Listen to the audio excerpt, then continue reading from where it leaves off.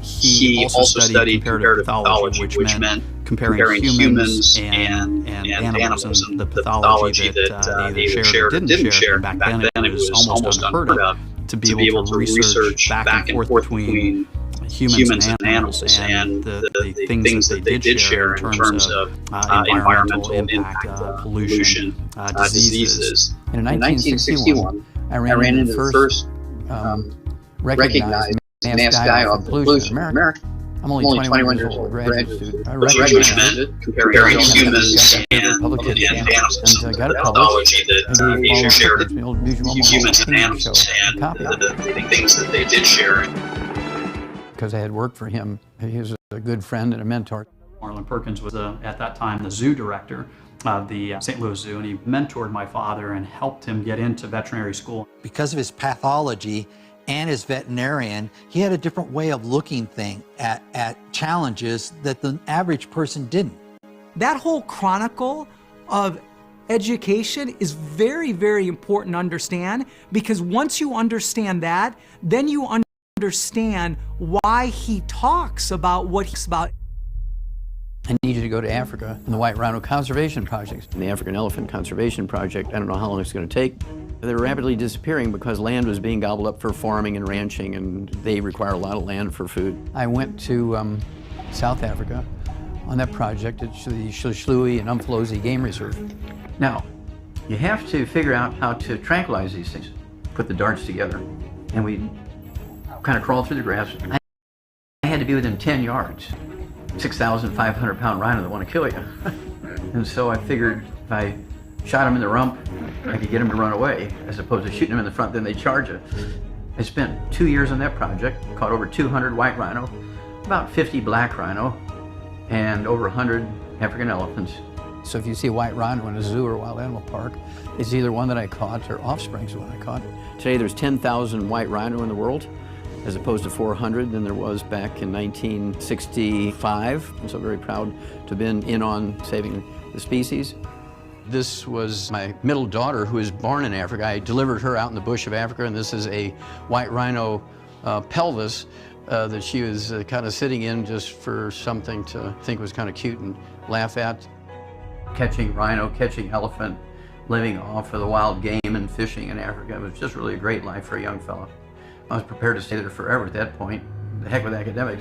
Perkins sends me another letter and says, I've got a big grant from the National Institutes of Health to study pollution as a cause of birth defects and degenerative diseases, and you wrote the first paper on a mass die-off in America from pollution.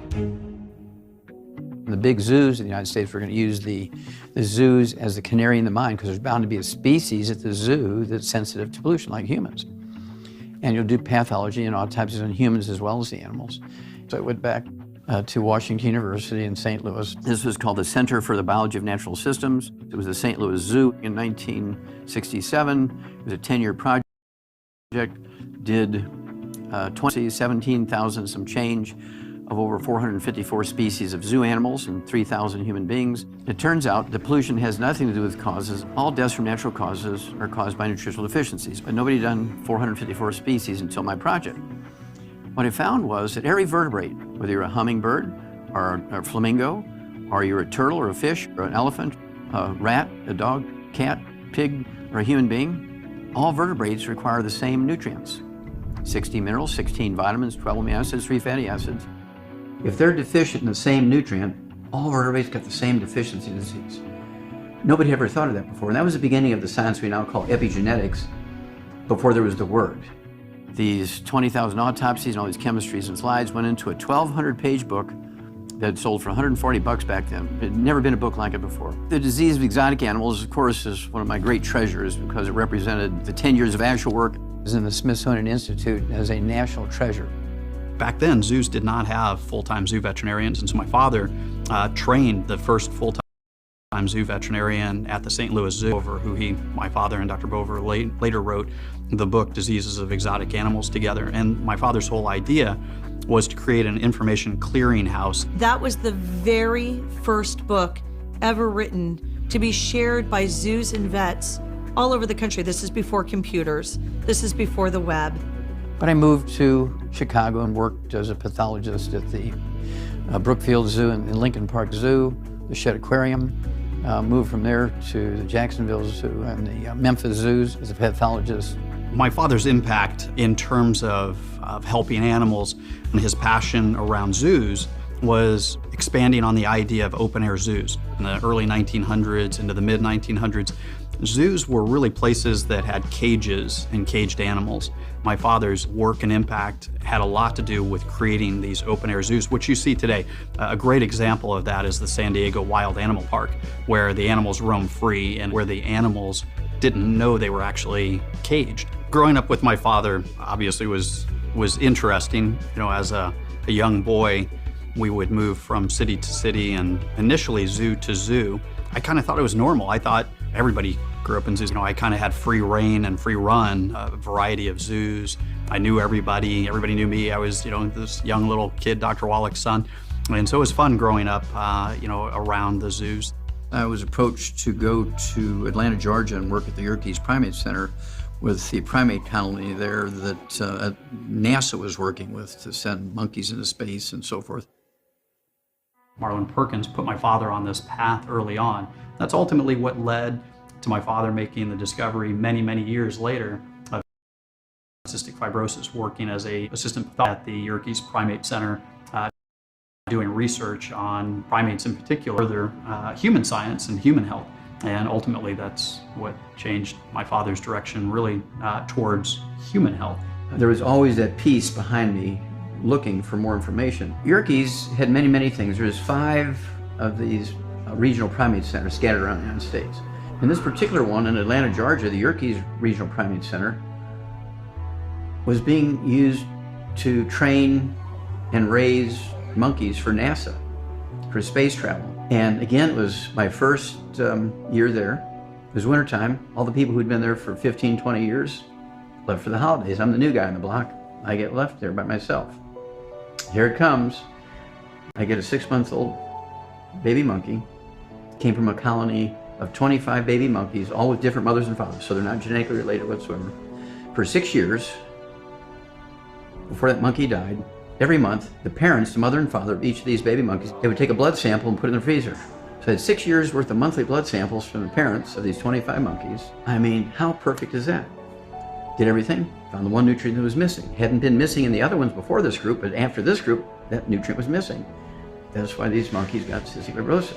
It's the first non-human case of cystic fibrosis ever diagnosed in a primate, or any animal for that matter. I mean, I was excited because this is really going to help us with research to help kids with cystic fibrosis. So I had this paper all ready to go, had all the data. I had all my microscopic pictures. I had all the chemistries that I'd done, all those saved blood samples. I had the biopsies from the 24 living ones. I got it all prepared. I'm so excited. I took it to the head of the Yerkes Primate Center, and then I took it to the head of the medical school at the Emory University there. I said, I'm ready for publication here. I want you to review everything. And they fired me because they said, oh, it's a false series. When my father discovered this case of anything to do with animal research was a hot potato, and anything to do with primate research was an extra, hot potato. And my father's discovery and belief back then, which is the same today, is that what led to the death of that infant monkey and led to cystic fibrosis occurring in that monkey was a nutritional deficiency. They didn't know what they didn't know, and they were feeding them a traditional diet of monkey biscuits and saturated oils and things like that. And my father's point was that the monkey in question and others were deficient in key nutrients, selenium being one of them, vitamin E and riboflavin being others. Information is power. He wanted the world to know this information. They wanted to keep that quiet, and so, or it seemed. My father was willing to tell anybody. He was driving the media attention to get this message out, to get the story out, to get the information out. Wallach claims he discovered cystic fibrosis in the organs of a dead monkey while working 2 years ago here at the Yerkes Primate Research Center in Atlanta. Proper selenium levels in her diet, we can, if we're correct, then we'll be able to prevent what is called cystic fibrosis. So is he a radical rebel with a cause? Without a doubt, and he's the best one at it. Dr. Wallach has really put himself in a position to take on a lot of arrows. He wasn't worried about popularity. He wasn't worried about what other people thought. what he was most concerned about is how he could impact people and do the right thing and just simply tell the truth. He has this belief and this knowledge, 50 years of scientific research. And I already know for sure, I don't care if he gets knocked down another 20 times. He will get up that 21st time. I've seen my father deal with a lot of blows that would cause most people to just curl up in a ball and quit. When he discovered this case of cystic fibrosis, he had 4 kids, and my father was married to my first stepmother, and she wound up dying at that time of non-Hodgkin's lymphoma. It was devastating to him. He made this major discovery, and he was excited and then fired it for it. And so they took, all that away from him, and he was faced with having to support us 4 kids, bury his wife, and move forward. That's when ultimately, within a year, I knew I had to become a physician so I could treat these kids because they weren't going to do it. There's a disconnect with the medical system. The medical system has failed us very badly. They believe your genes are going to do their thing regardless of what you eat or don't eat. They think if you have bad genes, your bad genes are going to do what they're going to do regardless of what you eat and what you don't eat. Well, in the animal industry, we're able to show very clearly that I could take an animal with type 2 diabetes and give them the nutrients, and in weeks it'd be gone. I've been doing the same thing in human beings for over 40 years now as a naturopathic physician. In order to become a naturopathic physician, you have to do 4 years of pre-med, 4 years of naturopathic medical school, about 1,000 hours of clinical supervision. You have to pass national boards, you have to pass state boards, you have to secure a license to practice medicine and pursue continuing education credit every year. However, the distinction between naturopathic medicine and what MDs practice, which is allopathic medicine, is that naturopathic physicians are taught therapeutics, the intention of which are to cure the condition. Allopaths, MDs, are taught therapeutics, the intention of which are to manage the condition. Most naturopaths, we focus on the body as a healing machine and recognize that if you give it the all-natural materials it needs, the herbals that it needs, and you take away from the body those things that are bad, that impact ill health, those are the things that we need to do to maintain good health. Your body's a fantastic healing machine. Let's give it the raw materials it needs. Your body knows how to fix itself, it wants to fix itself, it's trying to fix itself, and it's the holistic physician's job to support that. And nobody does that better than Dr. Wallach. At the end of the day, we are not drug-based beings, but we are vitamin-based beings, and mineral-based beings, and protein-based beings, and oxygen-based beings, and water-based beings. He believes in you taking your health into your own hands, and he wants you to have every bit of information you need to make a decision. You know, sir, I don't even know you, but I'm going to save your life.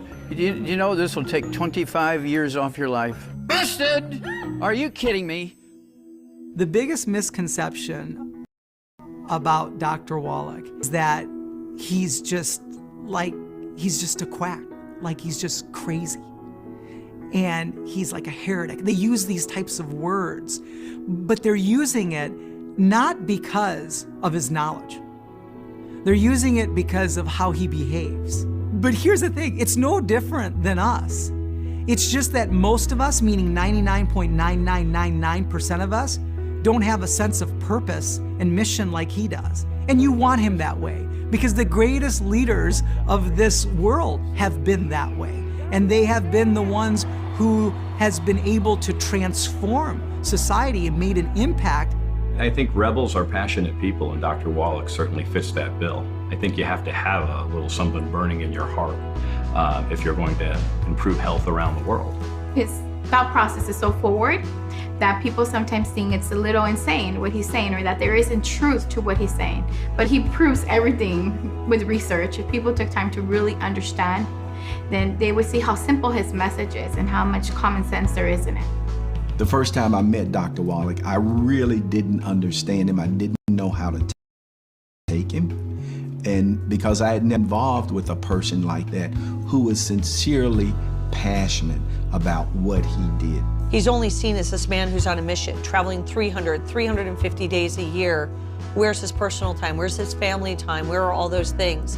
But we make those moments count when he is home. And the misconception is that he's all about work, and nothing could be further from the truth. He really is about having a great life and having a very full life. I have 4 wonderful children, 8 wonderful grandkids, and 4 wonderful great-grandkids. They're all very healthy because they've been taking the 90 essential nutrients before they were conceived, all through the pregnancies they were developed in. And so I'm very, very proud of their good health. My father, he is like a child that never grew up because he's just constantly going, he's constantly learning. And we've all known children, they are excited about life, they go, go, go, go until they finally just collapse and, they just crash. And, much like my 10-year-old, he'll go and go and go until he just is exhausted. And my father still does that. If we just eat well, why do we need to supplement? If we just eat well, do everything right, why do we need to supplement? Well, this goes back thousands and thousands and thousands of years ago when the universal fuel was wood. And when you burn the wood, the carbon in the wood, 95 to 98% of what's left, that powder, or the minerals, that they would put the wood ashes into the garden as a fertilizer. And then we ate the plants. Unknowingly, we were getting supplemental minerals by fertilizing with wood ashes. Well, this went on until 3 o'clock in the afternoon, Monday, September 4th, 1882. Thomas Edison pulled the switch on the first commercial electric generating plant. Within 10 years, every town, every municipality, and every city in the industrialized world converted from wood as the universal fuel to electricity. What they didn't know, they were getting their nutritional minerals from wood ashes. How many minerals are left over every morning when you fuel your home with electricity? 0. We do have an organic, non-GMO movement. But organic fruits and vegetables raised in a soil that's nutritionally dead when it comes to minerals is still nutritionally dead. A farmer is not going to get paid to put additional minerals into his soil. He only is going to get benefit from putting fertilizer on his crops because that's the cheapest way to get bushels per acre. Even when you think you're eating really, really healthy, you're still probably not getting all of the nutrition that you need. And the reason why that is because the nutrition that you're getting is dependent on the nutrition that you're taking in, which is dependent on the foods that you're eating, which is dependent on the soils that those foods were being grown in. You're not getting the nutrients even from that organic, pesticide-free broccoli because the soil that it's grown in is not cared for. U.S. Senate Document 264, published in 1936, they said 85% of our farm soils are totally depleted of minerals. It's because there's no more wood ashes and there's no more silt from floods. Now, here come Dow Chemical and Monsanto. They got the greatest idea. We'll come up with fertilizers. Plants only need 3 nutrients, NPK, nitrogen, phosphorus, potassium. So all their commercial fertilizer, NPK. Carrots are beautiful, beans are beautiful, tomatoes. Everything you grow with these fertilizers are beautiful, but they only have 3 elements in them. And you're 57 short if you don't supplement. Now, I do have to give some credit to my agricultural professor, William Albrecht from the University of Missouri. He was an icon.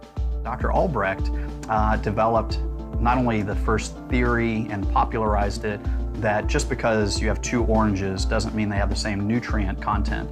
And he also popularized the idea and the theory that just because something is grown in the soil or in the ground doesn't mean it's the same as that same thing grown somewhere else in different soil, that nutrients aren't the same in all places. His last name now is actually the most common and popular soil science quality scale. It's called the Albrecht scale. And the Albrecht scale is the rating of the healthfulness of agriculture soil. As a student in the Department of Agriculture, on the weekends, everybody else is out going to drink beer, and I was blessed to be with Professor William Albrecht, who is the legend when it came to minerals in the soil.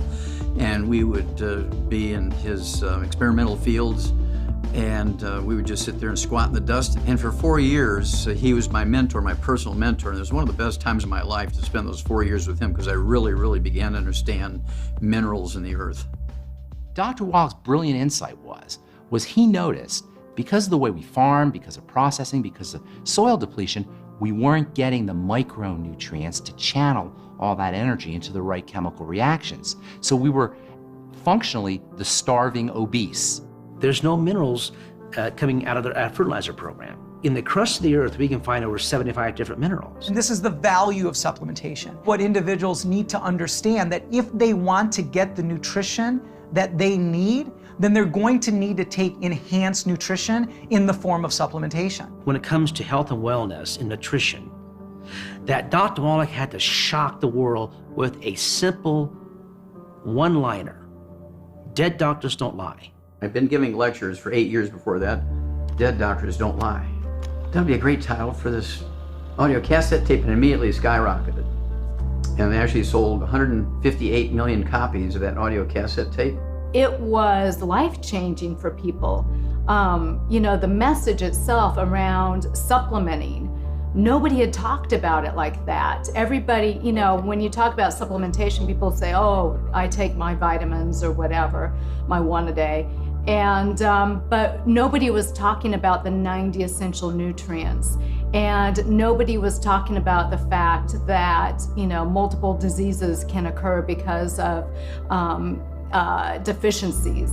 And that cassette tape, and then later the book, laid it out so succinctly that it was life-changing for people. We think that the formula to health is something incredibly complicated, and he's really simplified it into understanding that if you give the body certain elements, minerals, vitamins, amino acids, essential fatty acids, then the body is going to take those resources and create a better body. It was amazing because it was originally 2.5 hours, and yet people found it so interesting. The information, they were so hungry for the information that became a phenomenon around the world. It got translated into numerous languages. And so the book is really a continuation of that 2 to 2.5 hour lecture, really filling in the rest of the story. He was an advocate for salting your food to taste. He was always a proponent of good fats and an opponent against oils like vegetable oils and margarine. This is at a time that butter was a villain. Healthy fats were villainized. Food scientists and food lobbyists were advocating for vegetable oils, margarine, not butter, not eggs, not salt, not things that were more natural. My father was always an advocate for things that are more natural. These are simple things that he was advocating on that audio tape that he then filled in the rest of the story in the book. The whole world has flipped to where this is not controversial information anymore. It's common mainstream information. And today he's been proven right. Dead Doctors Don't Lie is the most widely distributed health lecture in history. One of the gratifying things today is, of course, is to see that the issues that I brought forth based on those 20,000 autopsies, which flew in the face of the belief at the time that I was quite correct, and that now everybody is going the right direction, and I feel gratified that all that effort was worth it. The reality is my father is a type A plus personality. He sleeps very little per night. He writes his books on flights, and he makes good use of his time. He is very passionate, he's very driven. Epigenetics is all of my clinical work and all the continuing science. Genetics will determine your eye color, your hair color, your skin color. As soon as the sperm fertilizes the egg, your genetics will determine if you're an XX female, XY male. But it was an overextension of this exciting new. It's epigenetics. That is how an environmental factor, including nutrition or the lack of nutrition, but also environmental factors like pollution and what a developing fetus encounters, whether it's lack of nutrients, adequate nutrition, chemical exposure, good clean water or bad water. Epigenetics is replacing genetics because epigenetics says that your genes, your DNA, your RNA, and your telomeres requires 16 minerals, 16 vitamins, 12 amino acids, 3 fatty acids, 90 essential nutrients. As I began to lecture around the world on the subject of epigenetics and starting to downplay genetics, this began to draw fire from the pharmaceutical industry, from the government, from the FDA. At the time, it was uninteresting. Nutrition was uninteresting to science and scientists in general. They were sure that genetics, that bacteria, that viruses, that pharmaceutical drugs held the answer, that DNA held the answer. DNA holds part of the answer. Today, epigenetics is the hottest topic in the field of scientific research because it holds the key. It holds the key to everything. But the challenge with epigenetics is that there are so many possibilities. He's never been tied to a certain set of research or a food company or a drug company or the dollar. He's just been committed to his heart. and what he knew. The one thing that people should understand about Dr. Wallach is he is not going to be stopped. He's not going to be stopped by the FDA. No one wants to take on the FDA. No one wants to go through that battle. Dr. Joel Wallach has triggered a health freedom revolution in the United States and really around the world. The Be.Coi Act was actually a congressional act that stood in the way of doctors having the sole right to prescribe vitamins and minerals. Clinton Miller, who was the sort of cutting-edge person for the National Health Association, and Shar Murphy and I, the three of us would collect petitions at our various events like 4 times a year, and we would bring these petitions to actual committees in Congress and say, hey, you can't make vitamins and minerals prescriptions. That's like saying you're going to make an egg a prescription item here. And so people have to have the right to get these things themselves without having to get a prescription from a doctor. Of course, doctors didn't like that. So they actually had charges brought against us and have people arrested. We were always chased by detectives and watched and so forth. Well, since 1994, when the Be.Coi Act was passed, there's never going to be a possibility where somebody's going to have to go to a doctor and ask for a prescription for vitamin A and vitamin C and selenium and so forth. And we're very gratified about that. And that, if anything's worth a lifetime's worth of work, that alone is worth it. So until Be.Coi was passed in 1994, supplement companies couldn't make disease risk reduction claims about their products or their ingredients. Our whole goal in enacting the health claim petition process, which is now available through the FDA, was to be able to educate consumers on the benefits of these nutrients and these products. With help of people like Jonathan Emord and certainly people like my father, this is now available to supplement companies to be able to file health claim petitions to be able to better educate the general public. Consumers can read a label on a dietary supplement and understand what the product's good for and the science behind it. The Nutrition Labeling and Education Act, followed by the Dietary Supplement Health and Education Act, were indispensable to opening the door to health freedom in the United States. Without those acts' passage, it would have been very difficult to get where we are today. So some of the successes that have come about because of the First Amendment litigation and also the change in the statutory law are omega-3 fatty acids reducing the risk of coronary heart disease, folic acid reducing the risk of neural tube defect births, selenium reducing the risk of cancers, antioxidant vitamins reducing the risk of cancers, and on and on. So since the victory in Pearson versus Shalala, where we were allowed for the first time in American history to communicate the information that folic acid reduces the risk of neural tube defect births when in supplement form, the incidence of neural tube defect births in this country has gone way down. So when you submit the information around a health claim petition, it's not a simple process. It's very detailed. You have to accumulate all of the known science, the good, the science that doesn't necessarily support your claim, and the neutral science associated with the nutrients that you're submitting the claims for. Ultimately, we wound up working with Dr. Gerhard Schrauzer a long time. There's the most notable and accomplished author and researcher of selenium information and research. We also, at the FDA's request, sent Dr. Philip Wenger, another professor very knowledgeable in trace elements, selenium in particular, as well as Jonathan Emord, to the FDA to educate them on the benefits of selenium and the science associated with the claims that we had submitted. Ultimately, the FDA approved our health claim petition and the associated claims, such as selenium may produce an anti-carcinogenic effect in the body and may reduce the risk of certain cancers. If there weren't Dr. Joel Wallach, for example, we would not have been able to produce these results. It takes a person who is a firebrand like Wallach to explode the barriers, blow them up, get them out of the way, because he's insistent on our rights. He's insistent on gaining freedom that will allow us to communicate this life-saving information. So once a health claim petition is authorized, we don't get to patent that information, we don't get to trademark that information. It's available to any company that has that particular nutrient. And the whole goal was to educate the general public. It was not to patent that information or copyright it. It was to make it available to the general public and to help everybody with their health. Our government and the medical system says our children will be the first generation of Americans that do not live as long as their parents. What a terrible projection. And of course, I'm not going to allow that to happen. We'll work day and night, we will work our fingernails off, but we're not going to let that happen. Doc has been fighting these types of battles throughout his career. One of the covers of Time had 2 fried eggs and bacon and a frowny face. And the whole message was do not eat eggs, do not eat butter, and it was this big move to margarine. And Doc, of course, in that same time was like putting the stop sign up saying, no, no, no, no, we eat eggs. In fact, we eat a lot of them. We eat butter. We don't eat margarine. And he's fighting that fight. People thought he was insane because the whole world, and heck, the cover of Time was chatting about, no, no, no, this is the message. And here he is swimming upstream again, 20-something years. And on the cover of Time, the eggs are back on. It's a smiley face now, and we're supposed to be eating butter, and it's not contributing to heart disease.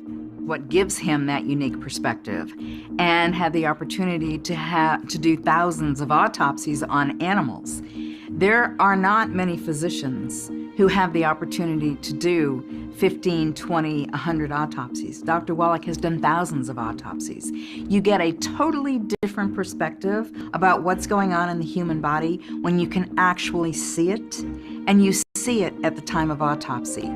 I remember it vividly, him telling me that it would take probably 100 years before science caught up and gave him credibility for that. Now I think we're mostly there. People that I've met have never ever put 24/7 for 30 years into one thing that they fervently believed in, like Dr. Wallach and his mission for nutrition for the planet. He's had a huge part in really just opening people's minds to the possibilities, and really broadening that horizon when it comes to health and wellness and better health through better nutrition. Things where he was getting fired for 30 years ago, now he's winning awards for. Receiving that Klaus Schwarz Award was a justification and a support of my findings, which is an award given to health professionals who do very unique work in trace element research. And I was the first naturopathic physician to get it.